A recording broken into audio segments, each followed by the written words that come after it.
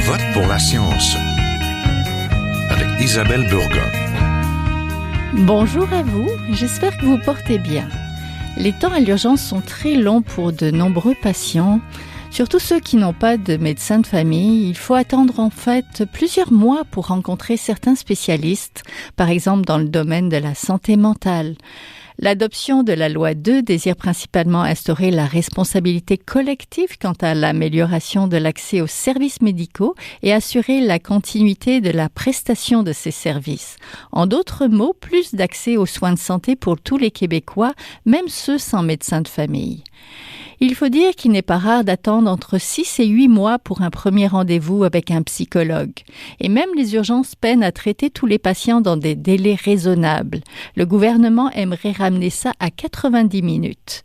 La loi 2, l'ancien projet 106, devenu loi spéciale, vise à améliorer l'accès aux soins de santé de la province, mais le gouvernement cible particulièrement les médecins et leur rémunération dans un bras de fer lié à l'entente de service attendue depuis 2 ans.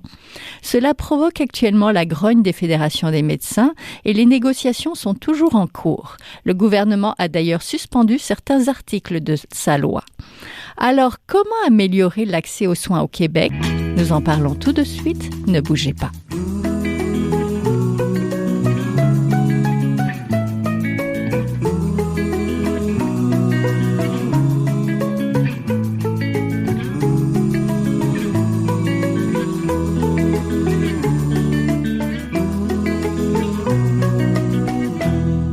Je vote pour la science aujourd'hui. Nous voulions parler de l'accès aux soins de santé au Québec avec l'adoption de la loi 2, une loi spéciale adoptée sous bâillon en octobre dernier. Pour en parler, je suis en compagnie de Mylène Breton, professeure à l'Université de Sherbrooke, titulaire de la chaire de recherche du Canada sur la gouvernance clinique des services de première ligne. Bonjour. Bonjour. Je suis aussi en compagnie de Marie-Josée Fleury, professeure titulaire au département de psychiatrie de l'Université McGill, chercheure à l'Institut de recherche en santé mentale Douglas. Bonjour. Oui, bonjour. Le gouvernement québécois a adopté sous bâillon en octobre la loi 2, l'ancien projet 106 devenu loi spéciale pour améliorer l'accès aux soins médicaux au Québec. Il cible particulièrement les médecins en rendant 10% de leur salaire lié à des cibles de performance afin qu'un plus grand nombre de patients soient pris en charge. Il est aussi question d'identifier les patients les plus vulnérables plus rapidement. En attendant que les négociations aboutissent, nous voulons parler aujourd'hui, à Je vote pour la science, de l'accès aux soins de première ligne. Pourquoi est-ce compliqué comme gestion de service? Et on veut souligner aussi l'importance de parler de la qualité des services médicaux offerts. Pour commencer, peut-être, professeur Breton, quels signaux sont les plus préoccupants lorsqu'on observe l'évolution des conditions de pratique médicale au Québec?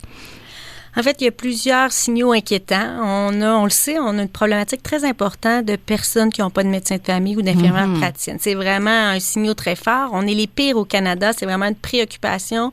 Chaque année, on ne s'améliore pas. Ça fait 15 ans qu'on a montré des signaux jaune, orange, rouge maintenant qui clignotent. C'est une problématique qui commence à faire aussi le même problème dans les autres provinces. On était les pires, puis on continue d'être les pires. Alors, c'est vraiment un signal très, très alarmant de ne pas avoir cette clé-là parce qu'on est dans un système universel. La base, c'est d'avoir un accès à des soins primaires. Puis cette clé, on n'a pas la base dans un système au Canada, même au Québec. C'est très alarmant. Comment on explique ça? Il y a plusieurs facteurs. C'est complexe. Notamment, nos médecins de famille, ils travaillent pas 100% de leur temps dans des cliniques médicales. Puis ça, les autres provinces, ils dédient plus de temps dans les cliniques médicales, on dit, à faire de la prise en charge. Alors, ça peut expliquer un peu cet écart, bien qu'on ait autant de médecins de famille que les autres provinces. Il y a aussi que la clientèle s'est beaucoup alourdie depuis les 20 dernières années. Un vieillissement? Oui, puis ça s'est complexifié aussi. Tu sais, l'évolution de la médecine aussi, il 40 ans, on avait des soins ponctuels. Là, c'est vraiment des maladies chroniques suivies, la population plus vieillissante, les problématiques de santé mentale. Alors, ça s'est complexifié. Alors, c'est des éléments. Mais je pense qu'il faut donner un peu de lumière. Notre modèle prédominant au Québec, c'est les groupes de médecine familiale. C'est une équipe interprofessionnelle auquel travaillent des pharmaciens, des travailleurs sociaux, des infirmières. Alors, on est les plus choyés au Canada parce que notre équipe de base est interprofessionnelle. Alors, je pense qu'on peut se féliciter, mais en même temps, il y a 25% des Québécois qui n'ont pas la clé, ils ne sont pas inscrits dans ces milieux-là. Oui, c'est de se mettre en réseau. Il y avait les CLSC aussi, c'était une belle avancée, les CLSC. CLSC, c'était un modèle extraordinaire, tant théorique que pratique. En 1970, ça a été mis en place. On était visité à travers le monde comme étant un des modèles communautaires, responsabilité populationnelle, engagé dans la communauté. Équipe interprofessionnelle, prévention, promotion. Ça demeure encore un modèle extrêmement riche, même au point de vue théorique. Le problème, c'est que les médecins ne l'ont pas choisi. Moins de 20% des médecins ont adhéré à ce modèle-là pour plusieurs facteurs, notamment le salariat qui était attaché à ce modèle-là. Alors, il demeure existant. Les CLSC aussi ont beaucoup des soins à domicile, mais où le lieu qui se voulait, les médecins de famille, le lieu interprofessionnel, ça ne s'est pas concrétisé. D'où pourquoi on a développé en parallèle les groupes de médecine familiale, qui est un groupe de médecins avec d'autres professionnels, mais que ça demeure des entreprises privées. Pour la plupart. Ah oui, c'est vrai. Professeur Fleury, pouvez-vous nous dire comment se déroule l'accès aux soins en santé mentale actuellement au Québec? Comment ça se passe de ce côté-là? Ben, c'est sûr que la santé mentale, ça s'encadre dans ce que Mme Breton vient d'actualiser. C'est sûr que la porte d'entrée des services de santé mentale comme des services de santé physique, c'est la première ligne. Donc, ce sont nos omnipraticiens. Il y a des études scientifiques qui nous disent que jusqu'à 90% des problèmes de santé mentale devraient être pris en première ligne. C'est pas ce qu'on voit maintenant. Je dirais que d'une façon générale, c'est très difficile d'avoir des chiffres justes aussi pour bien comprendre l'organisation de la première ligne. Je dirais que la clientèle des médecins de famille en santé mentale, c'est une des clientèles les plus importantes parce qu'on a aussi cette statistique-là de l'OMS qui nous dit qu'une personne sur 3 au cours de sa vie va avoir un problème de santé mentale. Ça veut dire si là, on est 3, donc ça veut dire une personne dans notre petit groupe. Alors, c'est sûr, cette clientèle-là se retrouve dans les cabinets privés de médecins. Donc, veulent pas, ils font face à cette clientèle-là. Alors, le volume est là. Donc, nous, quand on avait fait des études, c'est autour de 20%, ça peut monter jusqu'à 40%. Ça dépend aussi toujours, comme je disais, c'est très difficile de voir les chiffres. Il faut creuser les chiffres parce que parfois, on peut parler d'un patient unique qui vient plusieurs fois. Parfois, on peut parler du volume, du nombre, en pensant que souvent, les patients peuvent venir plus qu'une fois. Donc, surtout les patients problématiques lourds comme en santé mentale. Donc, ce sont des patients qui se présentent dans les cliniques médicales. C'est la première ligne. Donc, je dirais que ça représente peut-être de 20-40% de la clientèle vue au niveau des omnipraticiens. Sinon, au niveau des portes de première ligne, les CLSC, Mme Breton parlait du CLSC. Moi, je trouve que c'est vraiment dommage parce que quand on a créé le système de santé publique en 1970, comme Mme Breton l'a dit, la porte d'entrée au niveau des soins primaires devait être nos CLSC, qui étaient de grosses organisations interdisciplinaires. Donc, quand on regarde aussi les modèles les plus performants, ce sont des modèles basés sur une pratique de groupe de médecins avec des équipes interprofessionnelles, aussi avec une dynamique locale bien intégrée dans sa localité, approche populationnelle, intégration de la communauté dans la prise de décision. Alors, tous ces principes-là étaient au cœur des CLSC qu'on les a créés. Et peut-être une dernière chose, parce que je ne veux pas prendre trop de place, mais une dernière chose, c'est sûr que le problème dans notre système de santé, c'est qu'on a beaucoup travaillé dans les dernières années sur les structures, sur le public, sur notre structuration publique. On avait là, à peu près des dizaines et des dizaines d'années, quasi 900 établissements publics. Maintenant, on est rendu à 34 établissements publics. Donc, on a vraiment beaucoup réduit nos établissements publics. On a fait beaucoup de réformes autour des soins primaires, mais malheureusement, comme Mme Breton aussi l'a dit, on a des GMF qui sont peut-être à 70% des entités privées et on a aussi des médecins qui sont des entrepreneurs privés dans un système de santé public. Alors ça cause problème. Oui, même si on veut réformer les choses, on a les médecins qui sont extrêmement importants, qui contrôlent les prises de décision cliniques, qui sont extrêmement importants, mais en même temps, on a très peu de sources pour monitorer, les intégrer dans le système de santé. Oui, GMF, groupe de médecine de famille. Donc, professeur Breton, pourquoi l'accès à un médecin de famille demeure si difficile malgré ces nombreuses réformes? Professeur Fleury a mis quelques jalons là. Il y a eu plein de réformes et pourtant, on en a l'impression que c'est les facteurs structurels qui je sais pas, expliquez-nous. Bien, l'accès demeure difficile, mais en même temps, la population elle a une très grande croissance. On se rappelle, il y a l'immigration, il y a la démographie aussi qui induit plus de. Mais on est un pays d'immigration, donc on est un pays déjà qui est toujours de toute façon avec ces vagues-là. Alors, on a un problème d'accès, qu'on le dit, mais on a aussi, puis il y a des modèles reconnus comme un modèle d'accès adapté, comment on peut travailler avec les groupes de médecine familiale pour organiser. Oui. C'est quoi un accès adapté? Un accès adapté, c'est, je sais d'être très pédagogique, mais c'est de travailler, on dit des fois, on a deux problèmes d'accès importants. Bon, d'avoir un médecin de famille, c'est une première barrière. Puis la deuxième, pour les 75% des Québécois qui ont déjà un médecin de famille, qui ont cette clé pour avoir des services, ils n'ont pas toujours accès quand ils en ont besoin. C'est vraiment de travailler avec les organisations pour dire, bon, ben, est-ce que c'est un rendez-vous urgent? Si c'est un rendez-vous de suivi ou un renouvellement de prescription, on pourrait attendre la semaine prochaine pour avoir un rendez-vous pour s'assurer que les rendez-vous urgents avec son médecin sont réservés pour des situations urgentes. Fait que c'est vraiment les accompagner à gérer l'agenda, d'avoir des algorithmes d'aiguillage. Quand vous appelez, vous avez une problématique, par exemple, de musculo-squelettique, de voir directement le physiothérapeute au lieu de voir le médecin de famille qui va rediriger par le physiothérapeute. C'est vraiment travailler sur la collaboration interprofessionnelle. Il y a plein de stratégies pour améliorer l'organisation qui va avoir un impact sur l'accès. Alors, je pense que c'est de travailler avec ces cliniques-là. Il y a une très grande ouverture des cliniques de s'améliorer. Puis on a souvent dit, on n'a pas de données. Comment on peut... La première source pour s'améliorer, c'est est-ce que je peux avoir des données? Je pense que c'est de mettre ces premiers éléments pour accompagner les équipes. On parle aussi que c'est pas juste des médecins de famille, c'est des équipes interprofessionnelles. On le dit, il y a des infirmières, des pharmaciens. Il y a un enjeu que l'État a sa responsabilité de s'assurer que ces postes-là sont dotés. Il y a beaucoup de postes vacants où il y a des fait que si on a cette responsabilité... Il nous manque un membre dans cette équipe-là, des fois, ça peut freiner, c'est ça? Bien, surtout, si on dit qu'il est supposé avoir 2 infirmières, un travailleur social, puis ils ne sont pas dotés, ça se ramasse que c'est le médecin qui a toujours la responsabilité. Ouais. Alors, on travaille sur la collaboration interprofessionnelle. L'État a sa part de responsabilité de s'assurer que ces postes soient dotés et aussi pour rehausser les équipes professionnelles. Je pense que ça, c'est un message, c'est un travail d'équipe. Il faut s'assurer qu'il y a plus de professionnels dans ces milieux-là.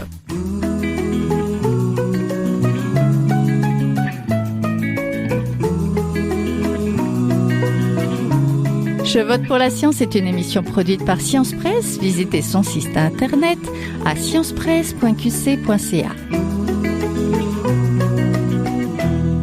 Professeur Fleury, de votre côté, comment on évalue la qualité des services en santé mentale? Est-ce que ça prend aussi une équipe?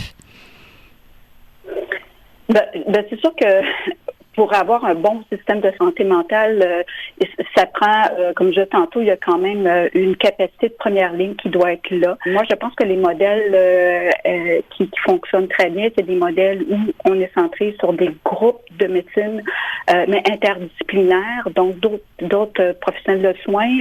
Les médecins sont importants dans la prise en charge des troubles mentaux parce que il y a tout le côté de la médication aussi. Bon, le pharmacien pourrait être plus utilisé, mais c'est sûr que c'est des patients qui ont besoin d'un suivi de soutien psychothérapeutique aussi. Donc ça c'est très important.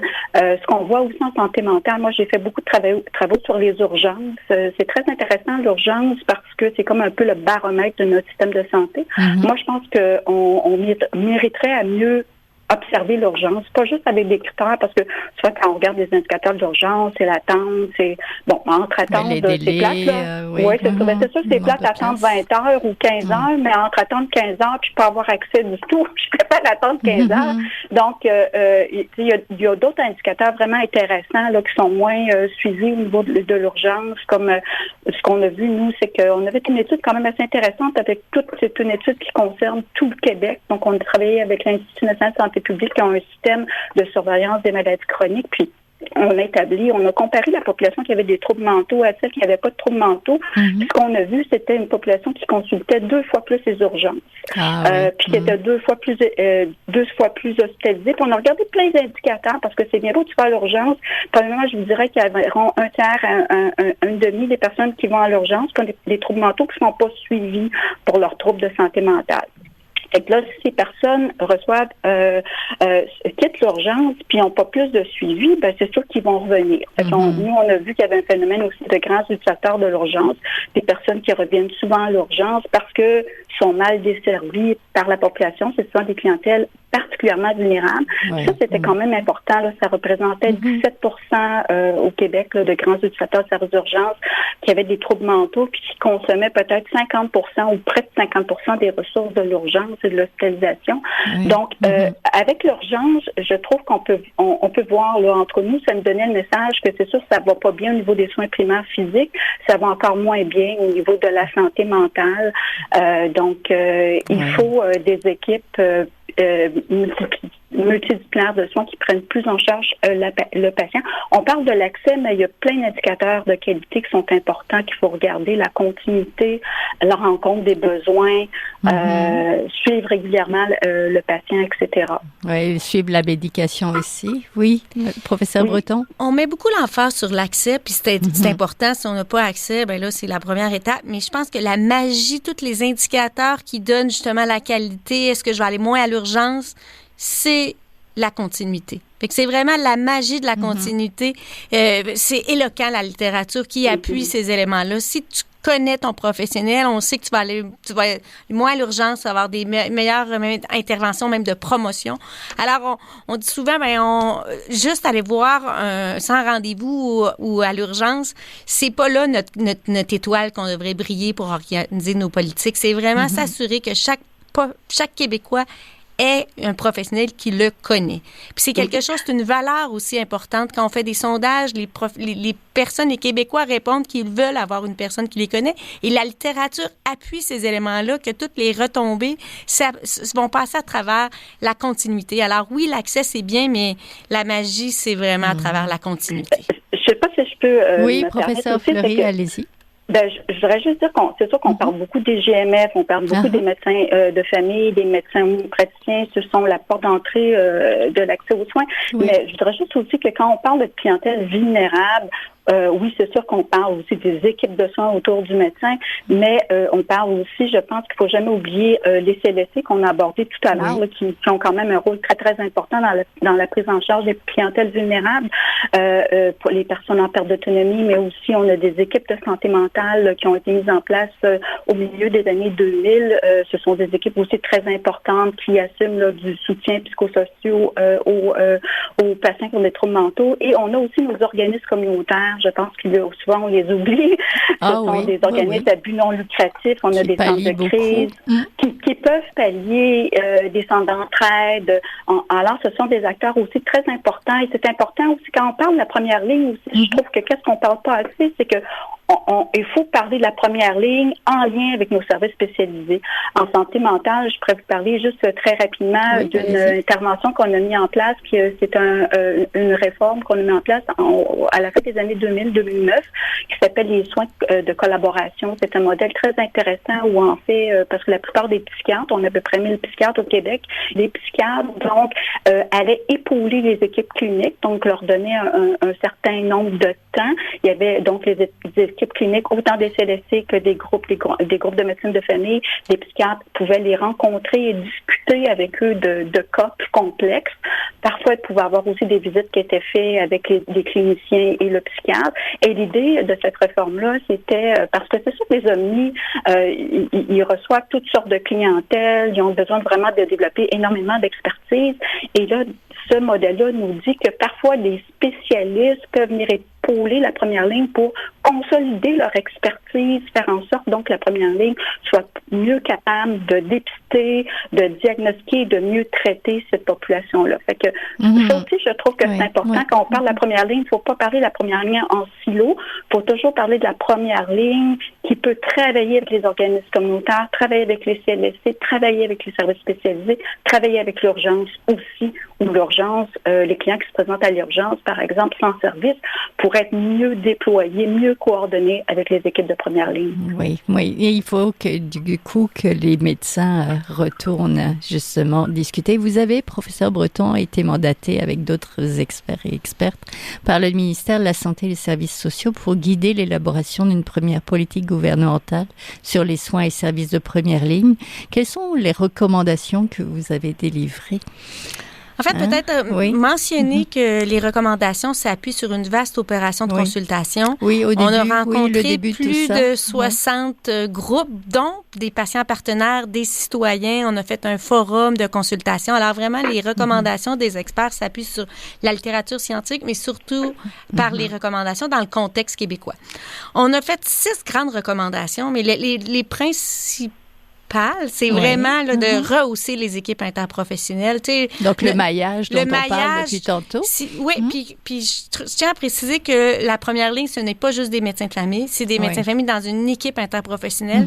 Le projet de loi 2 cible spécifiquement, exclusivement les médecins de famille. Fait que je pense que il faut revenir avec cette vision-là. La première politique sera annoncée prochainement. Là, je pense que le contexte politique fait en sorte qu'elle est prête, mais elle n'est pas encore annoncée. Mais l'idée, c'était vraiment de donner une étoile, le vrai nerf, parce qu'on fait beaucoup de réformes. On a mis en place les GAP, les guichets d'accès première ligne. C'est vraiment, moi, j'appelle ça une patch, on va aider les patients qui n'ont pas de médecin de famille à se trouver des consultations, mais c'est pas l'étoile qui brille, c'est pas de la continuité, c'est du sans rendez-vous, on donne de l'accès aux besoins. Mais en même temps, il faut répondre à ce besoin des patients sans médecin de famille. Alors, mais on a créé une patte. Fait que c'est comment on peut réfléchir à avoir les orientations, le grand art qu'on appelle pour cette politique. Alors, les grandes recommandations, rehausser les équipes interprofessionnelles, c'est un travail d'équipe. Puis si on met juste... Les médecins peuvent le faire, mais il faut s'assurer que les autres professionnels soient présents. On a réitéré l'importance de cette continuité relationnelle, cette affiliation entre un patient et un médecin ou une IPS. C'est la base de tout système à travers le monde performant. La confiance, finalement. On a aussi parlé de cibles de performance, mais je tiens à préciser que ces cibles ne sont pas liées à la rémunération, comme annoncé dans le projet de loi. Mais c'est vraiment, puis des cibles de performance d'équipe. C'est un travail d'équipe, mais si on veut s'améliorer, puis on dit que c'est important, qu'est-ce qu'on peut se donner? On veut que ces cibles soient identifiées avec les citoyens. Un autre élément qui touche, c'est vraiment important, la décentralisation. On a justement, avec Santé Québec, on a centralisé énormément d'ordonner de la gouvernance territoriale, répondre aux besoins locaux. Comment on peut se coordonner avec les organismes communautaires, les ressources territoriales et plusieurs autres recommandations. Et peut-être un élément, c'est l'historique de notre système de santé. On a basé assurance hospitalisation, assurance maladie. On paye dans notre panier de services couverts par notre carte d'assurance maladie. L'hôpital, les médecins de famille, maintenant les GMF. Mais cette histoire permet, ça amène des incongruences. Justement, un physiothérapeute, s'il n'est pas dans le groupe de médecine de famille, il y a des GMF qui ne l'ont pas, les groupes de médecine familiale qui n'ont pas ce professeur. Ça crée énormément d'inéquité. Puis là, si tu as des assurances, tu peux avoir un physiothérapeute. Pour ceux qui en ont pas, on le réserve. Avec là, le psychologue, la même chose. Mais c'est l'historique qu'on a financé les professionnels. Puis là, je pense qu'il faut revoir si on veut vraiment mettre les balises d'une première ligne. Là, on essaie de trouver des stratégies, toutes les mettre intramuraux dans le groupe de médecine familiale pour permettre aux patients d'avoir accès publiquement. Mais peut-être qu'on peut voir pour avoir des ententes sur le territoire local pour permettre cet accès aux autres professionnels sans que le patient paye pour ses ressources. Oui, on pourrait parler peut-être aussi prévention, mais là, je voudrais qu'on se mette en mode solution pour terminer. Peut-être, professeur Fleury, quelles seraient les mesures à adopter, les systèmes de santé inspirants et peut-être les bons coups? Là, vous évoquiez peut-être tout à l'heure d'autres modèles internationaux. D'ailleurs, comment on fait pour que ça aille mieux du côté de la santé mentale? Du côté de la santé mentale, mais je dirais d'une façon générale, là, c'est sûr qu'il y a des facteurs là, clés qui nous disent que les bons systèmes, les bons systèmes de première ligne, donc qui ont des groupes de médecine de famille qui travaillent beaucoup en interdisciplinarité, comme Mme Breton l'a indiqué, ça c'est très important. Parfois, je pense à la santé mentale, un patient peut voir le médecin une fois, mais après ça, le patient peut être suivi facilement par les travailleurs sociaux, par une infirmière, par un psychologue.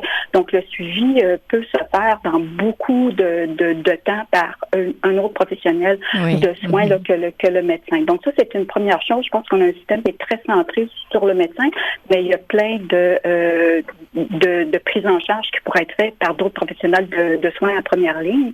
Je pense que des systèmes, comme je le disais tantôt, c'est sûr qu'il faut revoir le mode de financement des médecins à l'acte, mais comme je disais tantôt, très important, par exemple, de pas oublier nos indicateurs de performance, parce que là, à l'heure actuelle, il n'y a pas beaucoup d'indicateurs là, autres les études des actes médicaux.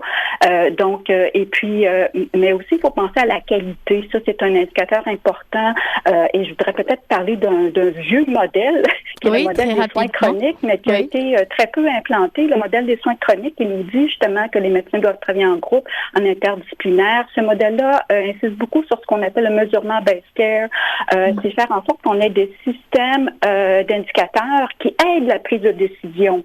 Ça peut être les patients sont dans les salles d'attente, on peut mettre en place des outils de dépistage, le monitorage des patients, on a des guides de bonne pratique sur les ordinateurs qui aident le médecin.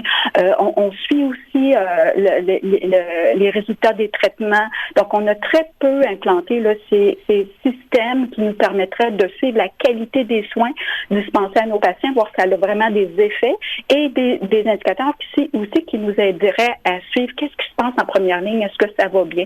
Donc, je pense que c'est important de travailler vraiment sur des indicateurs qui aident autant les processus cliniques que la gestion. Encore là, aussi travailler sur la coordination, c'est très important entre les GMF, les CLSC, les services spécialisés. Donc, il faut penser à l'ensemble. Entendu, c'est entendu. Pour terminer très rapidement, professeur Breton, l'inspiration, peut-être les leviers. Quelles seraient les choses qui pourraient rapidement peut-être faire évoluer les choses? Spontanément, rapidement, moi, j'abandonnerais le projet de loi 2. C'est pas un projet. Je trouve qu'on va pas dans la bonne direction. On est comme archaïque. Tu sais, on est centré sur les médecins, une approche paternaliste liée à la rémunération. Je trouve que c'est tous des éléments qui sont pas modernes. Je pense qu'il faut aller vraiment à la mobilisation, l'engagement. On parle d'engager les patients partenaires. On est loin de ça. La rémunération, c'est un élément important, mais il faut vraiment y aller. C'est un travail d'équipe. Fait que moi, je pense que j'irais plutôt sur mobiliser les gens. Les médecins de famille, c'est important de les mobiliser. Là, sont complètement démobilisés. Si on veut répondre à une crise, c'est pas par une stratégie coercitive de confrontation, mais vraiment par une approche de dialogue qui inclut tout le monde, les citoyens notamment. Entendu. Merci beaucoup. Vous venez d'entendre Mylène Breton, professeure à l'Université de Sherbrooke, titulaire de la chaire de recherche du Canada sur la gouvernance clinique des services de première ligne. On était en compagnie aussi de Marie-Josée Fleury, professeure titulaire au département de psychiatrie de l'Université McGill, chercheure à l'Institut de recherche en santé mentale Douglas. Merci à toutes les deux. Merci. Merci beaucoup à vous. Voilà, c'est tout pour aujourd'hui. Je vote pour la science. C'est une production de Science Presse avec Radio VM, à la régie Daniel Fortin, à la recherche cette semaine Fanny Robarcher. La réalisation et le micro, c'est toujours Isabelle Burguin. Si vous avez aimé l'émission, partagez-la. Vous pouvez aussi suivre la page de Je vote pour la science sur le site de Science Presse et plus largement tous les beaux articles de Science Presse, donc à sciencepresse.qc.ca. Je vous souhaite de passer une très belle semaine à notre antenne. Jin Jiahua est un chercheur typique de ceux pour qui les progrès de la bioinformatique ont préséance sur le sens biologique.